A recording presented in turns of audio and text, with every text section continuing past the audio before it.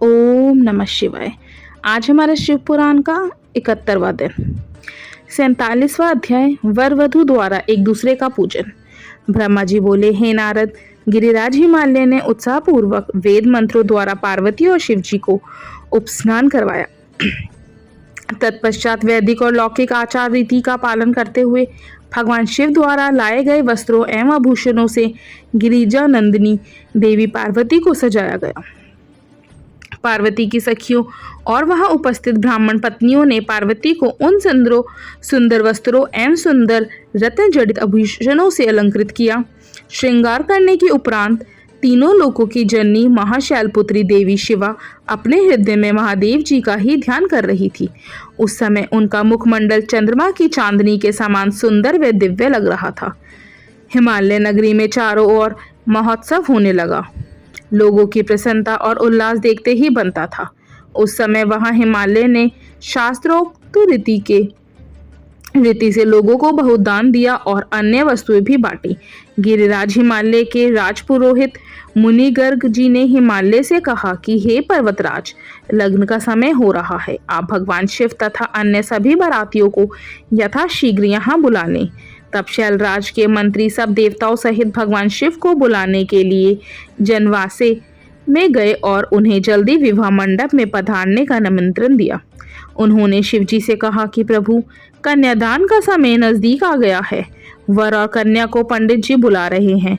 तब भगवान सुंदर वस्त्र आभूषणों से सुसज्जित होकर अपने वाहन नंदी पर बैठकर सभी देवताओं और ऋषि मुनियों के साथ मंडप की ओर चल दिए। साथ में उनके गण भी अपने स्वामी भगवान शिव की जय जयकार करते हुए नाचते गाते चलने लगे। शिव जी के मस्तक पर छत्र था और चारों ओर चंवर डुलाया जा रहा था। महान उत्सव हो रहा था। शंख, भेरी, पटह, आनक, गोमुख बाजे बज रहे थे। अप्सराएं नृत्य कर रही थी। चारों दिशाओं में देवगण उन पर पुष्पों की वर्षा कर रहे थे। इस प्रकार महादेव जी की सुशोभित होकर यज्ञ के मंडप पर पहुंचे। मंडप के द्वार पर उनकी प्रतीक्षा कर रहे पर्वतों ने आदर पूर्वक उन्हें नंदी पर से उतारा और भीतर ले गए। शैलराज हिमालय ने भक्ति पूर्वक उन्हें नमस्कार किया और विधि विधान के अनुसार उनकी आरती उतारी। उन्होंने भगवान श्री हरि विष्णु, मुझे तथा सदाशिव को पाद्य अर्घ दिया और सुंदर उत्तम आसनों पर हमें बिठाया। तत्पश्चात शैलराज प्रिय देवी मैना ब्राह्मण स्त्रियों व पुरवासिनों के साथ वहां पधारी। उन्होंने अपने दामाद भगवान शिव की आरती उतारी और उनका मधुपर्क से पूजन किया तथा सारे मंगलमय कार्य संपन्न किए। तत्पश्चात शैलराज हिमालय मुझे, विष्णु जी व भगवान शिव को साथ लेकर उस स्थान पर गए जहां देवी पार्वती वेदी पर बैठी हुई थी। तब वहां बैठे सभी ऋषि मुनि, समस्त देवता व अन्य शिवगण उत्सुकता से शिव पार्वती के लग्न की प्रतीक्षा करने लगे। हिमालय के कुल गुरु भी गर्ग जी ने पार्वती जी की अंजलि में चावल भरकर शिव जी के ऊपर अक्षर डाले। तत्पश्चात पार्वती जी ने दही, अक्षत, कुश और जल से आदर पूर्वक भगवान शिव का पूजन किया। पूजन करते समय प्रसन्नता पूर्वक पार्वती भगवान शिव के दिव्य स्वरूप को निहार रही थी।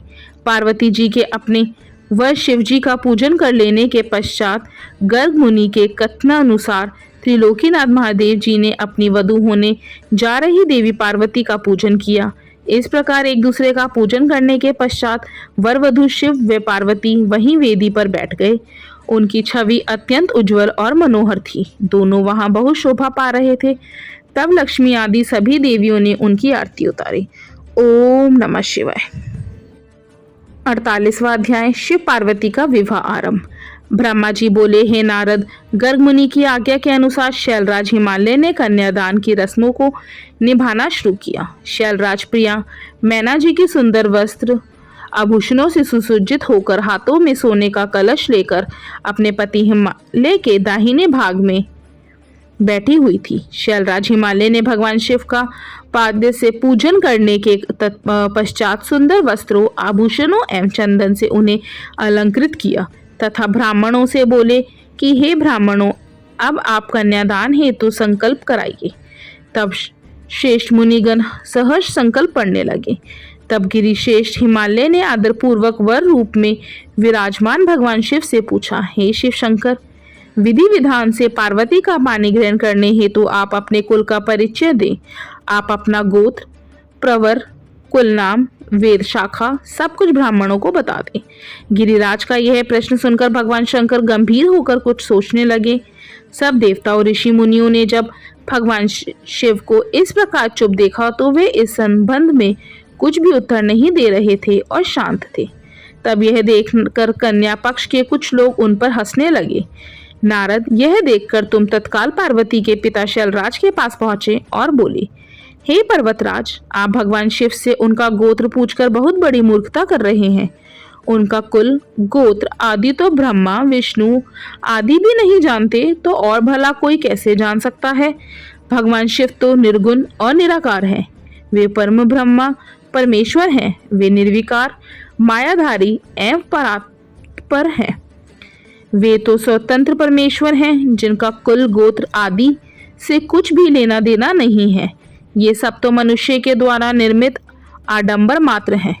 शिव जी तो अपनी इच्छा के अनुसार रूप और अवतार धारण करने वाले हैं।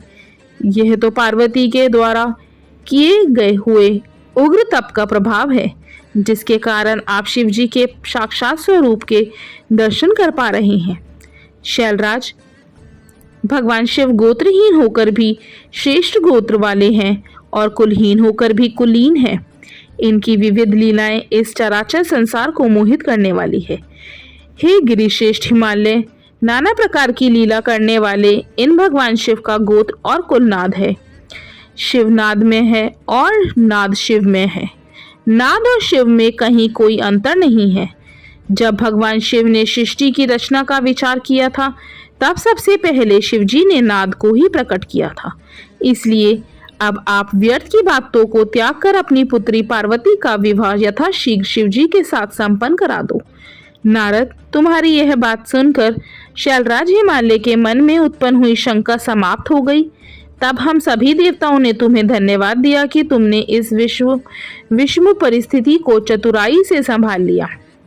यह सब जानकर वहां उपस्थित सभी विद्वान प्रसन्नता पूर्वक बोले कि हमारे अहोभाग्य हैं जो आज हमने इस जगत को प्रकट करने वाले आत्मबोध स्वरूप स्वतंत्र परमेश्वर, नित्य नई लीलाएं रचने वाले त्रिलोकीनाथ भगवान शिव के दर्शन कर लिए हैं। आपके दर्शनों से समस्त पापों से मुक्ति मिल जाती है। इस प्रकार सब मिलकर भगवान शिव की जय जयकार करने लगे। तब वहां उपस्थित मेरु आदि अनेक पर्वतों ने शैलराज हिमालय से कहा कि हे पर्वतराज, अब आप व्यर्थ का विलंब क्यों कर रहे हैं? जल्दी से अपनी कन्या पार्वती का दान क्यों नहीं करते? तब हिमालय मैना ने प्रसन्नता पूर्वक अपनी पुत्री पार्वती का कन्यादान कर दिया। कन्यादान करते समय पर्वतराज बोले, हे परमेश्वर करुणा निधान भगवान शिव, मैं अपनी कन्या पार्वती आज आपको देता हूँ। आप इसे अपनी पत्नी बनाकर मुझे और मेरे कुल को कृतार्थ करें। इस प्रकार शैलराज हिमालय ने अपनी पुत्री पार्वती का हाथ वे जल भगवान शिव के हाथों में दे दिया। तब सदाशिव ने वेद मंत्रों के वचनों के अनुसार मंत्रों को बोलते हुए देवी पार्वती का हाथ लेकर पृथ्वी का स्पर्श करते हुए लौकिक रीति से उनका पानी ग्रहण स्वीकार किया। इस प्रकार गिरिराज के कन्यादान करते ही चारों ओर शिव पार्वती की जय जयकार की ध्वनि गूंजने लगी। गंधर्व प्रसन्नता पूर्वक उत्तम गीत गाने लगे और सुंदर अप्सराएं मग्न होकर नाचने लगी। सभी इस मंगलमय विवाह से संपन्न होने पर मन में बहुत प्रसन्न थे। ब्रह्मा, विष्णु, इंद्र आदि सभी देवता भी बहुत प्रसन्न हुए। उसके बाद शैलराज हिमालय ने भगवान शिव को अनेकों वस्तुएं प्रदान की।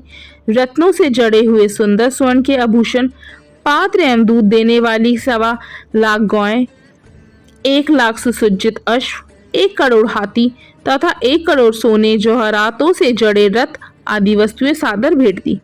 उन्होंने अपनी पुत्री पार्वती की सेवा में लगे रहने के लिए 1 लाख दासियां भी दी।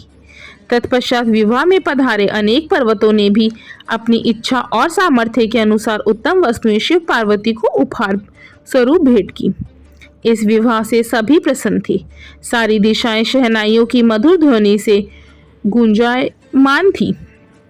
आकाश से भगवान शिव और उनकी प्रिया पार्वती पर पुष्प वर्षा हो रही थी। कल्याणमयी और भक्तवत्सल भगवान शिव को अपनी प्रिय पुत्री पार्वती को समर्पित करने के बाद शैलराज हिमालय और उनकी प्रिय पत्नी मैना हर्ष से प्रफुल्लित हो रहे थे। शैलराज हिमालय ने यजुर्वेद की माध्यंदिनी में लिखे हुए सूत्रों द्वारा शुद्ध हृदय और भक्ति भाव से भगवान शिव की अनेक बार स्तुति की। तत्पश्चात वहां उपस्थित श्रेष्ठ मुनिजनों ने उत्साह पूर्वक भगवान शिव और देवी पार्वती के सिर का अभिषेक किया। उस समय हिमालय नगरी में महान उत्सव हो रहा था। सभी नर नारी प्रसन्नता से नाच गा रहे थे। ओम नमः शिवाय।